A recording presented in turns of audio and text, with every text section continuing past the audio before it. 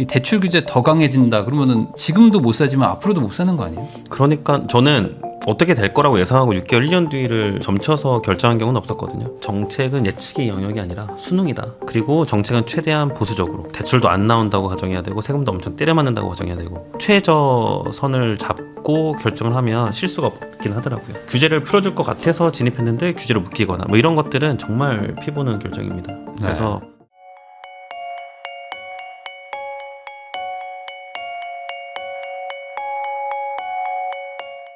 청약 전문이시죠. 원룡이님하고 얘기 나누고 있습니다. 그 상담도 많이 하시는데 최근에 이제 뭐 강남이라든지 뭐 아니면 뭐 마용성만 돼도 사실 금액대가 엄청 비싼데 대출을 안 해주잖아요. 그러니까 뭐 현금 막 2, 30억으로 막 집을 사야 되는데 네. 실제로 그런데 거래가 되잖아요. 실제 집도 사시고 그러면은 도대체 누가 사냐? 그러니까 네. 사줄 사람이 없다라는 그런 논리도 있잖아요. 근데 네. 실제 누구는 사니까 어떤 사람들이 사는지 한번 좀 설명해 주시면 좋을 것 같습니다.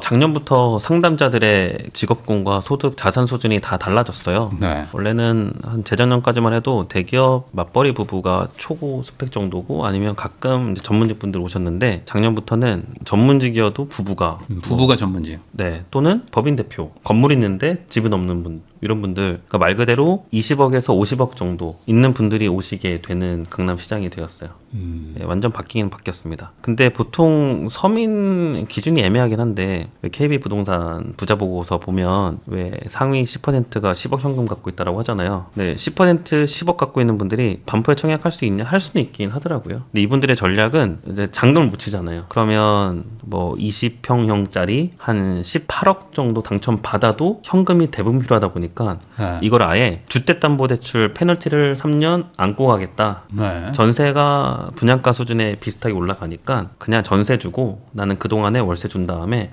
페널티를 받고 나중에 팔거나 아니면 들어가거나 이런 식으로 하겠다의 전략으로 바뀌었습니다. 그냥 뭐 인생 한 번의 기회를 놓치지 않겠다. 네. 뭐 그렇게 해서 하는 경우들도 있다. 그리고 대부업을 또 네, 대부업 쓰는 경우도 있고 뭐 네. 부모님한테 빌리고. 그러니까 저도 최근에 이제 상담했던 사례인데 그분도 이제 처음에는 자기 돈이 최대가 한 9억에서 11억 정도를 보고 계시더라고요. 근데 이제 옆에 부모님이 계셨는데 부모님이 또 이렇게 지원을 또 해주시니까 빵빵하게. 갑자기 20억짜리를 보러 가시는 거예요. 그래서 야 어떻게 이렇게 되냐. 근데 돈이 또 있더라고요. 주변에 또 있어요. 근데 이제 상황이 심각하다는 걸 아니까 갑자기 이제 가족들의 돈이 막 모이면서 또 집을 사시고 뭐 이런 케이스들이 있습니다. 저도 그래서 이때가 네. 너의 인성을 테스트할 때다. 주변에서 얼마나 끌어올 수 있는지. 네.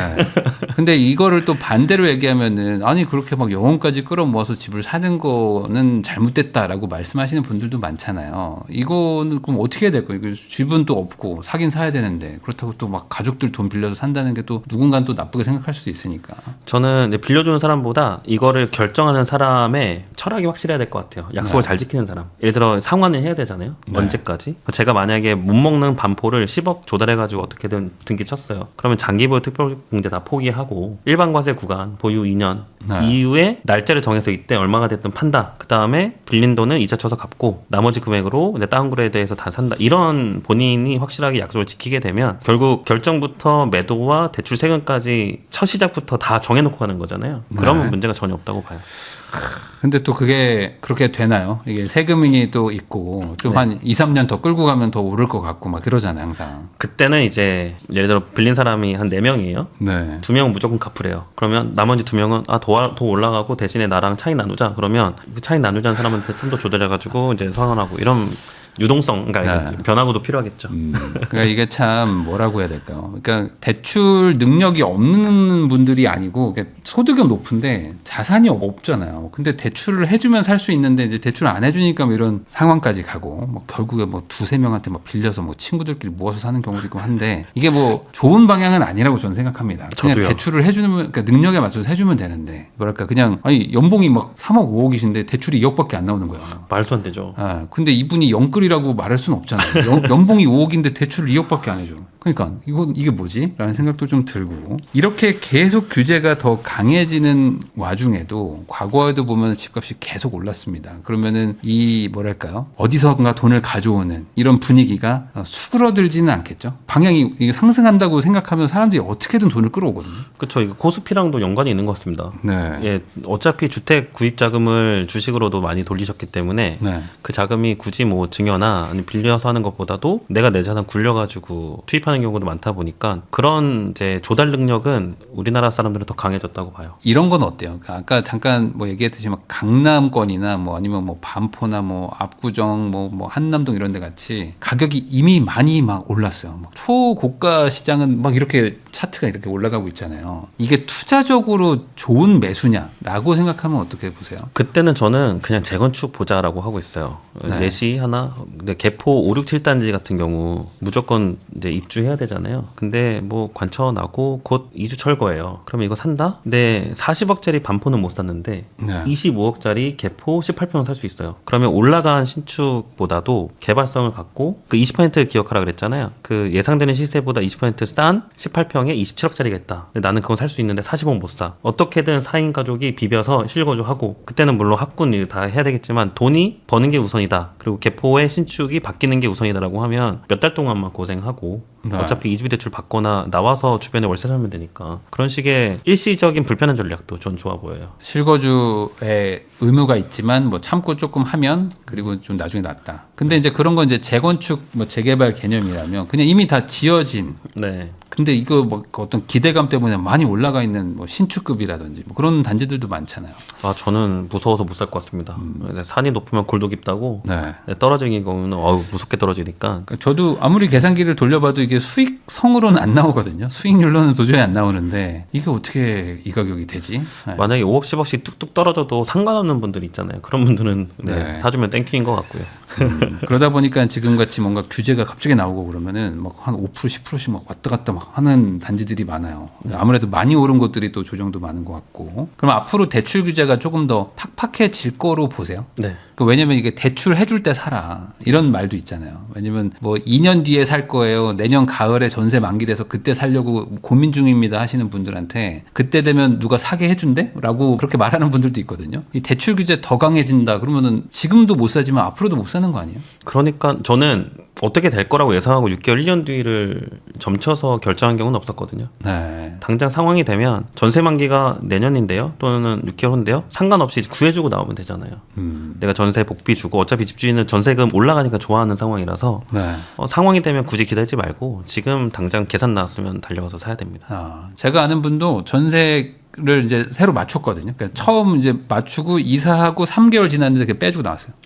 왜냐면 지금이라도 사야 될 것 같다고 생각해요. 부자가 될 상이시네요. 예, 근데 그거를 또 이동하는 거 뭐 이사비 아깝다고 딱 1년 더 살고 뭐 2년 더 살고 이동한다 생각하는 게 별로 좋은 상황은 아닌 것 같다는 생각도 들긴 듭니다. 맞아요. 이게 500, 1000 때문에 1억 5천, 2억을 놓치는 상황이 사람들이 되게 그런 오류를 많이 범합니다. 뭐랄까 이게 지금 내가 전세나 월세를 살고 있다고 해도 언제든지 계약을 깬다는 생각으로 한번 리셋하고 생각해 볼 필요는 있겠네요. 네. 그렇게라도 나오는 게 맞아요? 그러면 네. 거꾸로? 그만큼 상황이 심각한가요? 네. 그럼요. 그렇게들 해야죠. 무조건입니다.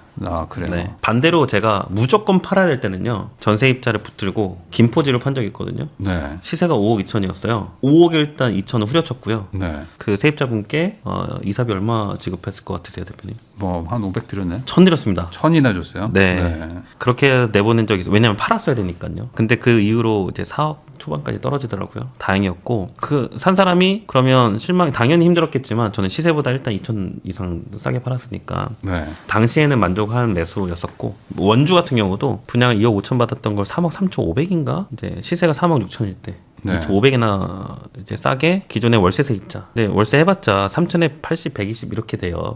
이사비 700 줬습니다.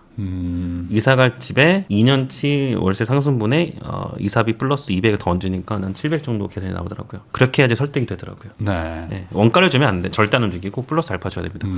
그렇게 해서라도 뭐 팔아야 될 때도 있는 것처럼 반대로 사야 될 때는 계약을 깨고도 나와야 될 때가 있다. 그리고 지금 약간 그런 시기 같다라고 이제 얘기를 해주신 거고 결국에 지금 전 월세가 대란이고 근데 그게 당장 해결될 기미가 보이지 않는다면은 매수를 안 할 이유가 없다. 뭐 이렇게 아주 단순하게 생각을 해도 될까요? 예. 그럼 아까 잠깐 얘기 나왔지만 비아파트 쪽으로도 이 어떤 풍선 효과가 일어난다고 보세요? 아주 일부 일어날 것 같아요. 아주 일부. 그리고 이제 자녀 계획이 좀 있거나 점수가 몇 년 지나가면 소위 말하는 고스펙이 될 수 있다라고 하면 네. 비아파트 전월세는 사는 거는 주택 소유에 아무런 영향이 없으니까 뭐 전세자금 대출만 안 받는다면 대출도 영향 없고 근데 어쩔 수 없이 주거 안정을 위해서 산다라고 하면 현재 청약제도에서는 공시가격 5억이야 전용 5제곱 미만은 청약시에는 비아파트를 여기니까 비주택으로 그런 청약 전략을 우회하는 방법도 있습니다. 지금 이제 전월세가 너무 없다라는 얘기를 나누고 있는데, 네. 근데 여기다 이제 세금까지 만약에 이제 중과가 막 되잖아요. 이제 보유세나 뭐 이런 것들이 막 이제 중과가 된다고 하면 이게 전월세를 더 끌어올린다 이런 얘기도 있지 않습니까? 소위 말하는 이제 조세의 전가. 이번 장에서 그런 일들이 좀 일어날 거로 보세요. 네. 저는 사실 손해봐도 되거든요. 왜냐면 돈이 없을 때도 밥은 제가 사는 주의였어요. 네. 근데 대표님도 그런 분이셨잖아요. 뭐 그랬죠 옛날에. 예. 근데 나와 같이 이제 마음이 넓고 웬만하면 내가 사고 이런 사람들이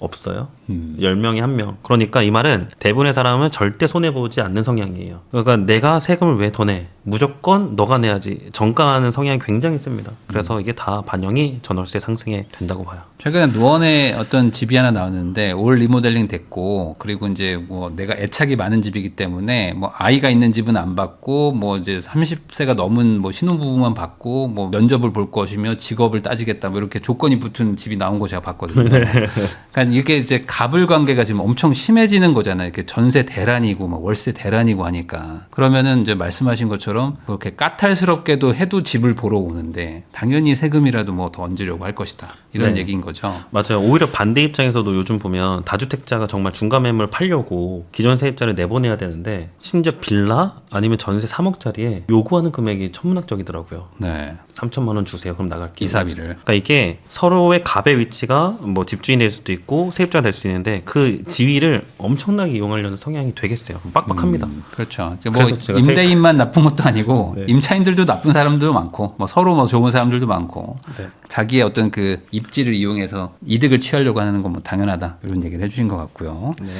그럼 이제 마지막으로 이 정책이 계속 바뀔 것 같단 말이에요. 특히 이제 뭐 한 뭐 두세 달에 한 번씩 뭔가가 막 계속 나오는 분위기인데 그러다 보면은 시장이 좀 혼란스럽게 느껴지시는 분들도 많고 이거 따라가기도 어렵고 그러면은 이 정책을 막 미리 예측해가지고 막 전략적으로 접근하려고 하는 분도 있고 아예 난 모르겠다 그냥 좀 심플하게 가자 뭐 하시는 분들도 있는데 이렇게 막 정책이 시장을 뒤흔들 때 흔들리지 않는 어떤 투자를 하려면 뭐가 제일 중요할까요? 깔고 가는 게 필요한데요. 정책은 예측의 영역이 아니라 수능이다. 무조건 수능해야 되고 그리고 정책은 최대한 보수적으로 대출도 안 나온다고 가정해야 되고 세금도 엄청 때려 맞는다고 가정해야 되고 그래서 제가 보유세 예상을 할 때도 이제 공시가 현실화율 반영을 그냥 80%로 해버립니다. 그 다음에 부부간 공동명의도 뭐 18억까지잖아요. 이게 낮춰질 수 있다. 뭐 12억까지 이런 식으로 최저선을 잡고 결정을 하면 실수가 없긴 하더라고요. 규제를 풀어줄 것 같아서 진입했는데 규제를 묶이거나 뭐 이런 것들은 정말 피보는 결정입니다. 그래서 예측하지 않는 게 정신건강에 좋다. 돈도 아낀다. 그럼 최대한 보수적으로 한다. 네. 근데 그렇게 하면은 지금도 보수적으로 안 잡아도 내가 마음에 드는 거 못 사는데 보수적으로 하면 더 마음에 들지 않는 걸 사야 되는 경우도 생길 수 있지 않습니까? 근데 보통 이제 소급 적용은 이제 안 하다 보니까 현재 기준에서 정해져 있는 걸 내가 살 수 있다라고 하면 그 기준에서 맞춰서 하면 되고 이 대신에 이 대출을 더 해줄 거야 잔금 때 잔금은 6개월이니까 6개월 후에 대출 풀어주기 이거는 아니란 얘기죠. 네. 현재 기준에 맞춰서만 정하면 될 것 같습니다. 갑자기 뭐 토어제를 풀어주길 기대한다든지 뭐 이런 식으로 정책을 예측해서 대응하지는 말라. 그게 결국에 이제 부동산이라서 그런 거죠. 뭐 이렇게 뭐 팔 수 있고 뭐 살 수 있고 뭐 이게 내 마음대로 안 되니까. 네. 한번 죄송해요. 처음 맞아보니까 알겠어요. 네. 맞아요. 그러니까 이게 처음에 계획은 다 많죠. 그렇지만 이게 막상 이렇게 해보면 잘 작동하지 않습니다. 특히 요즘에 이제 세입자까지도 있기 때문에 내가 뭘 하고 싶어도 내 마음대로 안 되는 경우들이 좀 있어요. 네. 그러니까 정책을 너무 예측하지 말고 순응하라 이렇게 얘기해 주셨습니다.